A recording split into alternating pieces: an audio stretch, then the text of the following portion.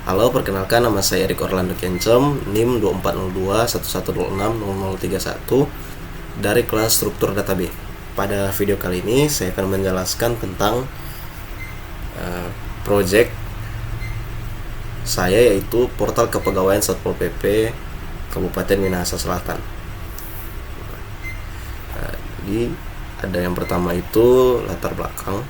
Jadi pada Satpol PP Minahasa Selatan, proses pendataan pegawai dan pembuatan slip gaji masih dilakukan secara manual, sehingga sering terjadi keterlambatan dan kesalahan perhitungan. Oleh karena itu, saya membuat portal kepegawaian sebagai sistem terpusat untuk mengelola data pegawai dan perhitungan gaji secara otomatis. Lalu selanjutnya itu ada tujuan pembuatan aplikasi. Tujuannya itu untuk membangun sistem pendataan pegawai atau anggota Satpol PP secara digital, lengkap dan terpusat. Serta itu juga mengotomatisasi proses perhitungan gaji, menghasilkan slip gaji digital, dan menyediakan panel admin dan akses pegawai, dan juga mempercepat proses administrasi. Dan selanjutnya itu adalah metode pengumpulan data. Jadi teknik pengumpulan data yang saya gunakan yaitu yang pertama melalui wawancara, di mana saya melakukan wawancara langsung kepada wawancara secara online dengan salah satu staf kepegawaian di Satpol PP Kabupaten Minahasa Selatan, yaitu Bapak Arve Kencem, yang merupakan pengelola data dan informasi Satpol PP Kabupaten Minahasa Selatan. Lalu ada juga observasi proses pendataan dan slip gaji, dan juga studi dokumen, di mana saya meminta dokumen kepegawaian seperti daftar pegawai, struktur jabatan, komponen gaji, serta contoh slip gaji untuk menentukan struktur database dan kebutuhan fitur sistem. Lalu ada teknologi dan tools yang saya gunakan, yaitu teknologi dan tools yang saya gunakan adalah menggunakan bahasa pemrograman PHP dan yang berfungsi sebagai backend. Lalu ada MySQL sebagai database, lalu HTML, CSS, JavaScript, dan Bootstrap itu sebagai frontend, dan ada web server menggunakan Apache dan editor Visual Studio Code. Alasan saya memilih menggunakan tools ini itu adalah karena tools ini mudah digunakan dan mendukung CRUD dengan cepat. Nah, lalu lanjut, di mana ada penjelasan struktur sistem. Jadi struktur sistemnya itu terbagi menjadi dua fitur utama. Yang pertama itu ada fitur milik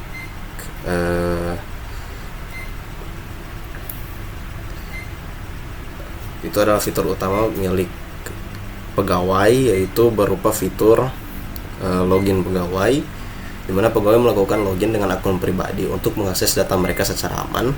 Ada juga fitur melihat profil, di mana setelah login pegawai akan masuk ke dashboard dan dapat melihat sebuah fitur, yaitu fitur profil pegawai, di mana fitur tersebut menyimpan informasi data dirinya, yaitu ID pegawai, nama lengkap, alamat, jenis kelamin, agama, golongan, jabatan, dan lain sebagainya. Lalu ada fitur slip gaji, di mana dengan fitur ini pegawai bisa melihat slip gaji pribadi atau slip gajinya sendiri yang terdiri dari gaji pokok, tunjangan-tunjangan, potongan-potongan, total pendapatan, dan gaji bersih. Lalu ada struktur database, di mana struktur database yang saya gunakan itu, di mana saya menggunakan 3 database, di mana yang pertama itu ada database pegawai dengan strukturnya, yaitu ada ID pegawai, nama, alamat, jenis kelamin, dan lain sebagainya. Ada juga database user, yang dimana user ini berfungsi untuk menyimpan akun dari masing-masing pegawai dengan mengklasifikasikannya dengan role, dimana apakah dia role adalah sebagai admin atau sebagai pegawai. Lalu ada juga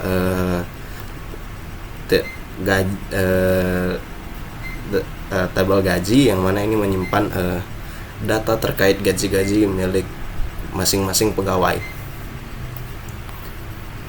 Dan sekarang kita akan demo ke aplikasi, dimana kalau kita lakukan demo, misalnya kita akan menggunakan jika dicek di sini ada dua yang tersimpan, itu ada ID pegawai 2, password regen 123, dan role-nya itu adalah pegawai. Nah, kita akan coba menggunakan untuk login sebagai pegawai. Yang pertama, username itu 2. Username itu bisa dilihat dari ID pegawainya. Jadi misalnya ID pegawainya itu nomor 2, berarti username-nya itu 2. Lalu dengan password tadi itu regen 123, dan kita coba login. Dan ini merupakan dashboard pegawai, dimana dashboard ini hanya akan kelihatan oleh user ketika mengakses menggunakan role pegawai, dimana ada informasi-informasi singkat terkait ID pegawai, pangkat dan golongan, dan jabatannya. Lalu ada fitur profil pegawai. Nah, di sini bisa melihat langsung profil atau data diri pegawai, mana ada nama, ID, alamat, jenis kelamin, dan lain sebagainya. Lalu ada juga fitur slip gaji. Di slip gaji ini ada beberapa hal yang bisa dilihat, yaitu adalah nama pegawai, jabatan, dan pangkat atau golongan, dan ada gaji pokok 3 juta. Nah, gaji pokok ini akan dihitung berdasarkan dengan golongannya. Jadi seperti yang ada di sini 3 juta, di mana golongannya itu adalah 2C. Yang jika dilihat dari kode yang ada,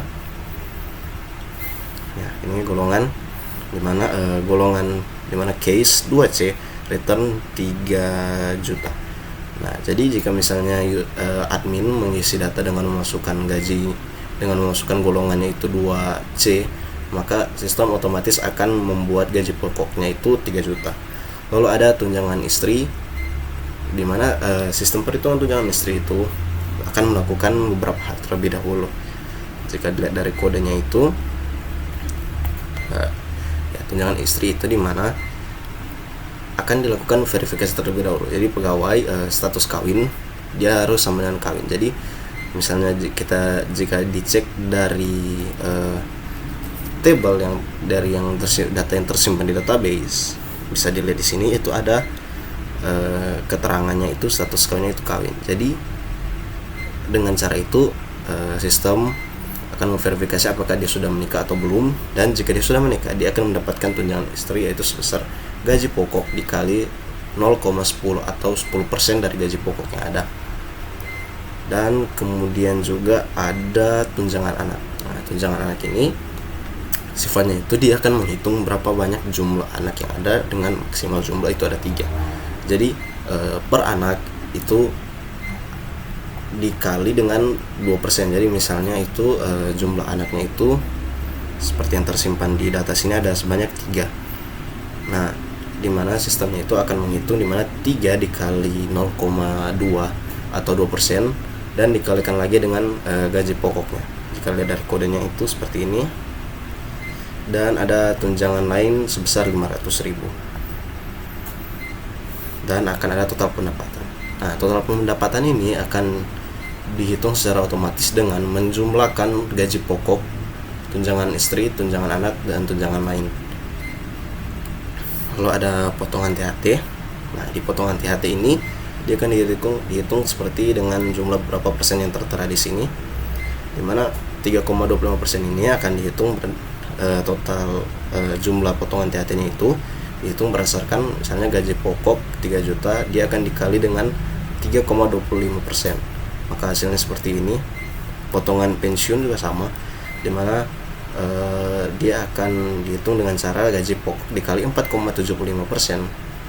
Dan potongan BPJS juga untuk potongan BPJS ini sistemnya berbeda. Jadi perhitungan BPJS itu dia melalui beberapa statement. Jadi misalnya total pendapatan itu lebih dari 3.500.000, maka cara perhitungannya itu adalah melalui potongan BPJS itu, dimana akan dihitung adalah berapa total pendapatan akan dikali dengan 0,02 ya, seperti itu.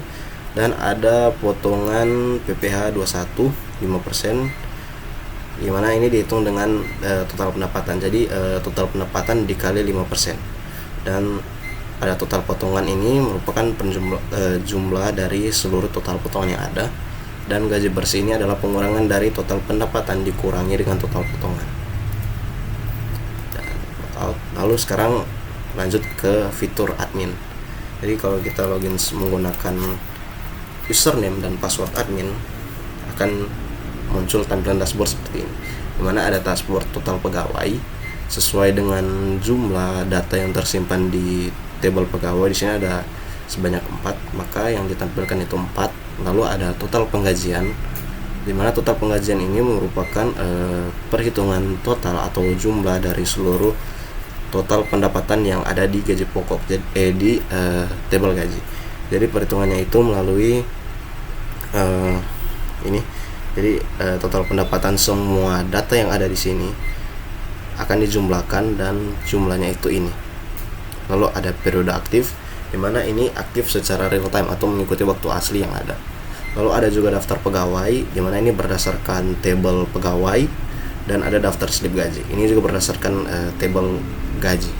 Lalu ada fitur data pegawai, dimana di sini admin bisa mengecek data lengkap semua pegawai yang ada.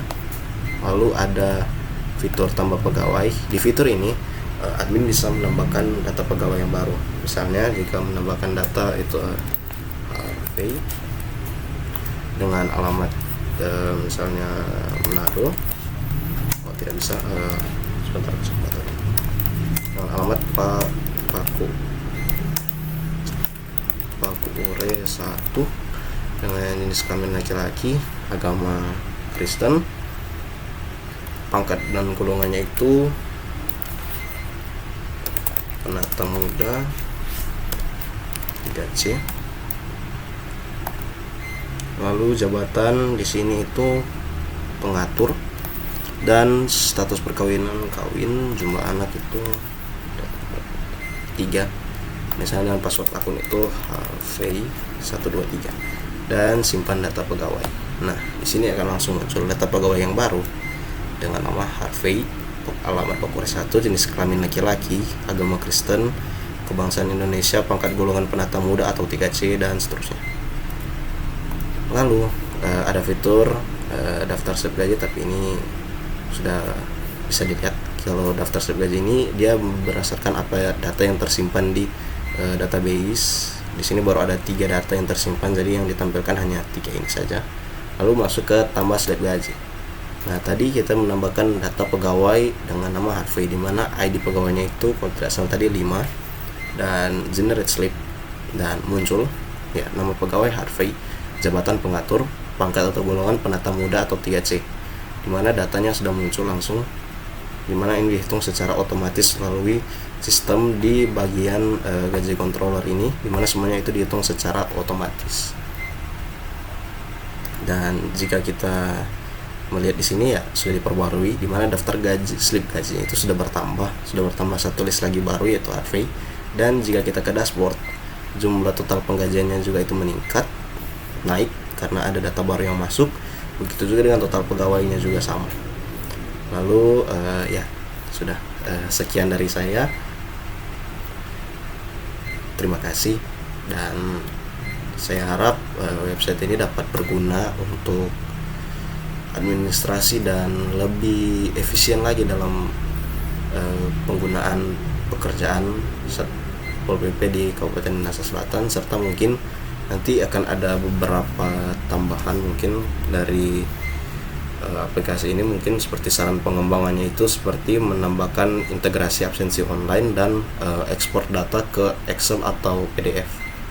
Ya, sudah, terima kasih. Demikian presentasi saya, dan Jika ada salah-salah kata atau kesalahan dalam presentasi ini, mohon dimaafkan dan mohon dimaklumi.